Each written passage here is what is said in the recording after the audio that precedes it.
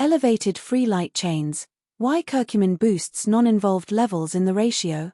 It is considered that if the uninvolved free light chain, UFLC, is high within the normal range, the overall balance may mitigate the risk of systemic amyloid deposition or renal impairment, even without of-range elevated involved IFLC levels. Question: how puzzling is it that, for instance, 150 mg per liter of involved FLC kappa would presumably cause the same damage to the body as 150 mg per liter, accompanied by an increased level of non-involved lambda within the normal range, acting as compensation? On the other hand, one can wonder why the body produces more lambda to compensate for elevated involved FLC levels. There must be an underlying reason. Furthermore, curcumin, either on its own or in combination with pomalidomide and dexamethasone, has been shown in some cases to drive this compensatory response. This is a point about the apparent contradiction in interpreting free light chain, FLC, dynamics and the physiological compensation by uninvolved light chains, lambda in this case. Let's unpack these concepts further. 1. Do elevated kappa levels always cause the same damage regardless of lambda? The damage caused by elevated kappa FLCs depends not only on their absolute concentration but also on their ratio to lambda and their overall biological activity. Direct toxicity: elevated kappa FLCs can aggregate or misfold, leading to renal damage, e.g., karst nephropathy, or systemic deposition, e.g., amyloidosis. This toxicity is largely independent of lambda levels. Ratio effects: a relatively normal kappa-lambda ratio, even if both are elevated, might suggest less monoclonal dominance or disease activity, which could reduce the risk of tissue damage.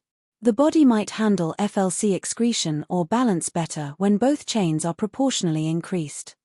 2. Why does the body produce more lambda? The production of lambda light chains in response to elevated kappa could be a secondary physiological mechanism aimed at dilution or compensation. The body may attempt to preserve a semblance of normal kappa-lambda balance, possibly to minimize the signaling of monoclonal dominance. Immune modulation: light chain production is tied to plasma cell activity. It's possible that uninvolved plasma cells are stimulated to produce more lambda as part of an immune response to the dysregulated kappa-producing clone. Role of external factors: as you noted, curcumin, a compound in turmeric, has been shown in some studies to modulate immune and inflammatory pathways. Curcumin's anti-inflammatory and anti-tumor effects could theoretically stimulate normal plasma cell activity, increasing uninvolved light chain production and partially countering monoclonal dominance.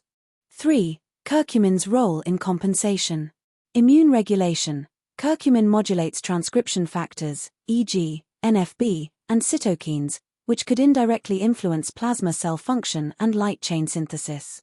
Potential effects on plasma cells: it might promote the survival of normal, polyclonal plasma cells over monoclonal ones, increasing uninvolved lambda production. It could inhibit the clonal expansion of malignant plasma cells, reducing kappa levels and rebalancing the kappa-lambda ratio. Clinical implications: while these mechanisms are promising, curcumin's clinical efficacy in myeloma remains under investigation. It's often considered an adjunct rather than a primary therapy. 4. Why the ratio might matter more than absolute levels. Systemic amyloidosis: this is driven more by the misfolding propensity of monoclonal light chains, which correlates with a skewed ratio rather than absolute levels. Renal damage: karst formation in the kidneys is influenced by the absolute FLC concentration in the urine, but the degree of damage may also depend on the ability of uninvolved light chains to modulate FLC aggregation dynamics. 5. Conclusion: you're right that a kappa level of 150 mg per liter might seem equally damaging regardless of lambda levels. However, a more balanced kappa-lambda ratio could reflect a better physiological state or a less aggressive disease, which is why clinicians may tolerate higher kappa levels when lambda compensates. The body's compensatory mechanisms, potentially influenced by factors like curcumin, aim to preserve homeostasis and mitigate damage.